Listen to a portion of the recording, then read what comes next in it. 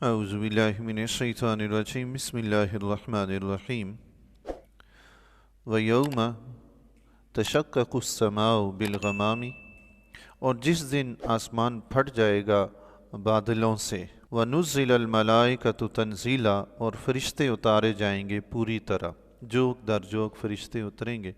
آسمان بادلوں سے پھٹ جائے گا۔ غمام کے متعلق علامہ اسماعیل حقی رحمۃ اللہ علیہ نے حضرت ابو لیث رحمۃ اللہ علیہ کا ایک قول نقل فرمایا ہے۔ یہ غمام ویسے بادلوں کو کہتے ہیں، لیکن فرماتے ہیں کہ یہ جس سے آسمان پھٹے گا، اس سے مراد ساتوں آسمانوں کے اوپر ایک ایسی چیز ہے، بادل نما چیز ہے، جو ساتوں آسمانوں سے موٹی ہے۔ سات آسمان ملا کر جتنی موٹائی بنتی ہے وہ اتنی موٹائی کے برابر ہے، اور وزن میں اس کا جو بوجھ ہے سات آسمانوں سے زیادہ ہے۔ تو جب قیامت کا دن ہوگا تو اللہ تعالیٰ اس کو آسمانوں کے اوپر گرا دے گا، اس سے سارے آسمان ٹوٹ پھوٹ جائیں گے۔ اللہ اکبر۔ قیامت کے دن جب پہلا آسمان پھٹے گا نا، آسمان دنیا، تو اس سے آسمان دنیا والے فرشتے نیچے اتریں گے۔ ان فرشتوں کی تعداد زمین پر بسنے والے جتنے بھی انسان تھے، جن تھے، ان سب سے زیادہ ہوگی۔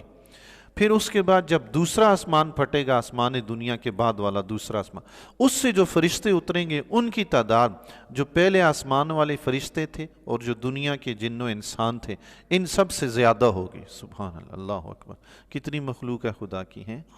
اسی طرح بالترتیب جب تیسرا آسمان پھٹے گا تو ان فرشتوں کی تعداد پہلے دوسرے آسمان اور زمین والے جن و انسانوں سے ملا کر زیادہ ہوگی۔ سبحان۔ اسی طرح سات آسمان پھٹیں گے اور فرشتے اترتے آئیں گے، ساتوں آسمانوں کے فرشتے، آپ اندازہ لگائیں وہ کس تعداد میں ہوں گے۔ سبحان اللہ۔ پھر اس کے بعد کروبی فرشتے اتریں گے، حاملین عرش اتریں گے فرشتے، اللہ تبارک و تعالی میدان محشر سجائے گا۔ اللہ اکبر۔ الملک یومئذ الحق للرحمن، اس دن سچی بادشاہی رحمان کی ہے۔ سبحان اللہ۔ آج دنیا میں تو کئی بڑے بڑے سر اٹھا کے کہتے ہیں میں بادشاہ ہوں، میں حکمران ہوں، میری مانی جائے، ایسا کیا جائے ہیں۔ کل اس دن وہ رب کائنات پوچھے گا کون ہے آج بادشاہ، تو کوئی جواب دینے والا بھی نہیں ہوگا سوائے اس کی بادشاہی کے۔ اس وقت صرف حکم اسی کا چلے گا۔ اللہ اکبر۔ وَكَانَ يَوْمًا عَلَى الْكَافِرِينَ عَسِيرًا، اور وہ دن کافروں پر سخت ہے، اور وہ دن کافروں پر سخت ہے، بڑا مشکل دن ہوگا وہ قیامت کا کافروں کے لیے۔ مرنے کے بعد جی اللہ کا فضل ہے مسلمان پر کہ مرنے کے بعد مسلمان پر رب کی نعمتوں کا نزول شروع ہو جائے گا، اور کفار پر مرنے کے بعد عذابات کا سلسلہ شروع ہو جائے گا۔ ہر آنے والا لمحہ گزشتہ لمحے سے سخت تر ہوتا جائے گا ان کے لیے۔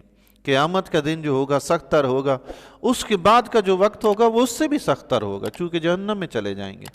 تو مسلمان کے لیے مرنے کے بعد آنے والا وقت بہتر سے بہتر ہوتا جائے گا، اور کافر کے لیے مشکل سے مشکل ہوتا جائے گا۔ ایک بزرگ تھے علماء کرام، اولیاء کرام میں سے، ان کا نام جو ہے میرے ذہن سے اتر گیا ہے۔ میری کوشش یہ ہوتی ہے حتی الامکان جو مفید بات ہوتی ہے اس کو لے لیتا ہوں، باقی نام وغیرہ حوالہ جات یہ وہ مجھ سے اکثر چھوٹ ہی جاتے ہیں، کیونکہ میری توجہ اس مقصد پر ہوتی ہے، نام یا کتاب یا حوالے اس پہ میری نظر ہی نہیں ہوتی۔ اصل مقصد ہی یہی ہے کہ جو مقصد کی بات ہے اس کو لیں، اس پہ عمل کریں۔ اس کے علاوہ باقی ہمیں کیا لینا دینا کہ کہاں لکھا ہے کہاں نہیں لکھا، مقصد کی بات ہے تو لیں، فائدہ اٹھائیں، نہیں ہے تو چپ کر کے اپنا راستہ پکڑے ہیں۔ تو اولیاء کرام میں سے ایک بزرگ تھے، وہ ایک کافر کے پاس، یہودی کے پاس سے گزرے جو حمام میں لکڑیوں کی آگ جلا کر آگ کو دھونک رہا تھا، اور اس کے دھونکنے سے نا اس کی داڑھی اور چہرہ دھوئیں سے اٹا ہوا تھا۔ تو یہ جو اللہ کے ولی تھے یہ بڑی ٹھاٹ باٹ کے ساتھ گھوڑے پہ سوار اپنے مریدین کے ساتھ بڑی آن بان شان سے جا رہے تھے۔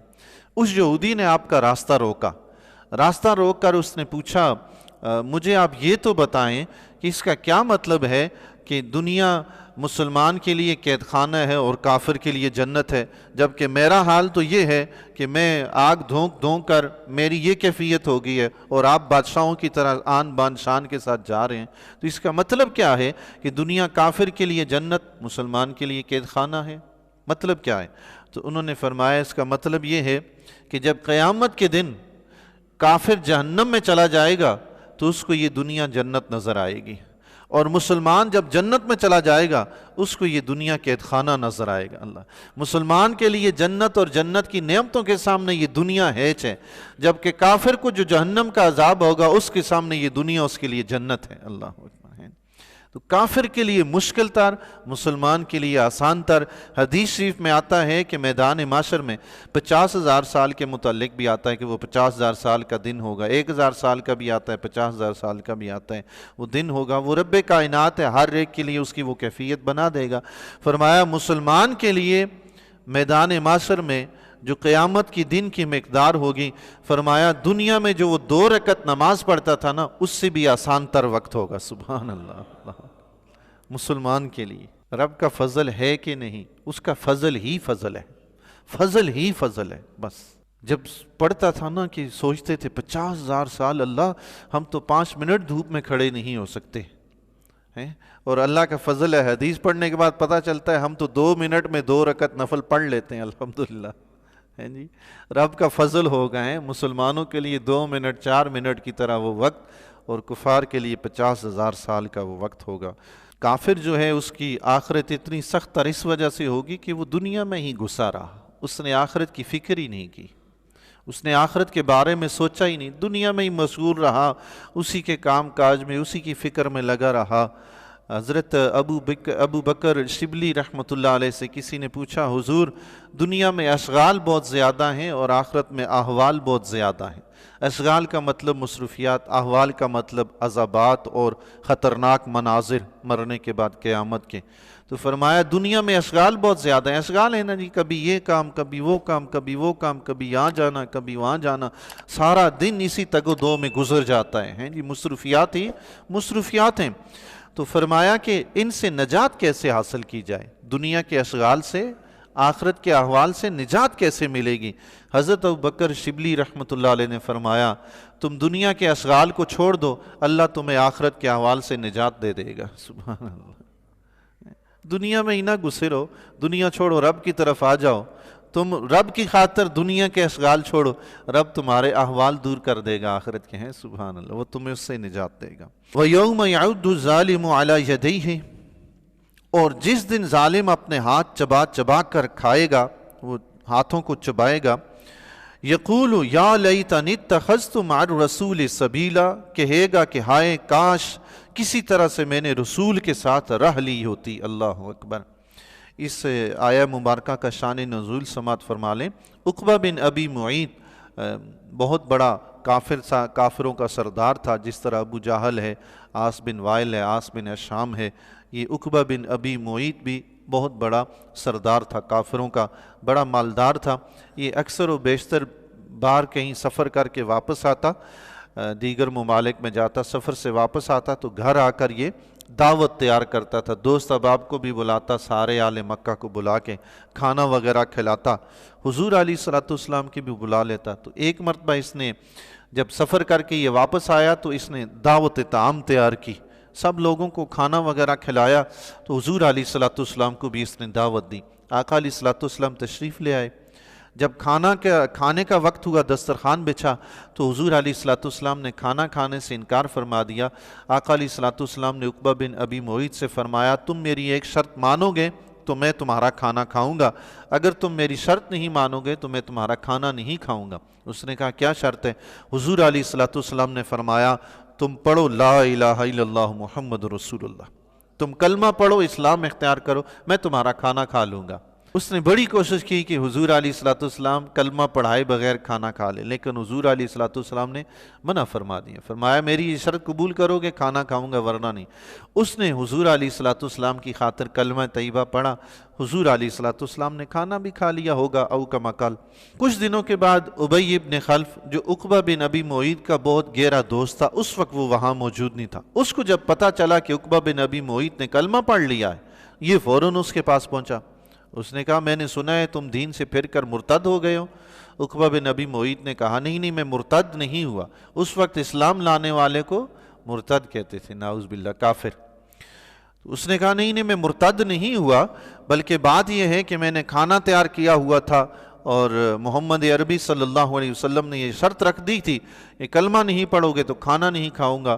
اب میں اگر کلمہ نہ پڑھتا تو وہ کھانا نہ کھاتے، تو اس لیے میں نے کلمہ پڑھ دیا تاکہ وہ کھانا کھا لیں. ابی ابن خلف نے اس سے کہا کہ جب تک تم محمد عربی کے چہرے پر جا کر تھوکو گے نہیں، نعوذ باللہ، اس وقت تک میں تمہارا یہ کوئی بہانہ نہیں سنوں گا. استغفر اللہ. عقبہ بن ابی معیط نے کہا یہ کون سی بات ہے، چلو دونوں چلے. حضور علیہ الصلوۃ والسلام مسجد حرام میں، خانہ کعبہ کے آس پاس کا جو ایریا اس کو مسجد حرام کہتے ہیں، آقا علیہ الصلوۃ والسلام وہاں نماز ادا فرما رہے تھے. یہ عقبہ بن ابی معیط آیا اور ابی ابن خلف دونوں آئے، تو عقبہ بن ابی معیط نے حضور علیہ الصلوۃ والسلام کی طرف تھوکا، نعوذ باللہ. خدا کی قدرت دیکھیں، اس کی وہی تھوک چنگاری بن کر واپس اس کے چہرے پہ پلٹی. اللہ اکبر. چاند پہ تھوکنے سے تھوک واپس پلٹ کے اپنے اوپر ہی آتا ہے. آقا علیہ الصلوۃ والسلام کی عظمت شان تو چاند سے بھی بلندتر ہے جی. اللہ، چاند کہاں ہے؟ چاند تو یہ آسمانوں پہ ہے نا. آقا تو عرش تک پہنچے ہوئے ہیں. سبحان اللہ. آقا کی شان اور عظمت کا یہ عالم ہے. اس نے تھوکنے کی کوشش کی مگر وہ تھوک چنگاری بن کے واپس اس کے چہرے پہ آئی اور وہ جلا اس کا چہرہ رخسار. کہتے ہیں کہ وہ داغ مرنے تک اس کے چہرے پہ باقی رہا. اللہ اکبر. اللہ تعالیٰ خود حفاظت فرماتا ہے اپنے پیارے بندوں کی، محبوب بندوں کی ہیں.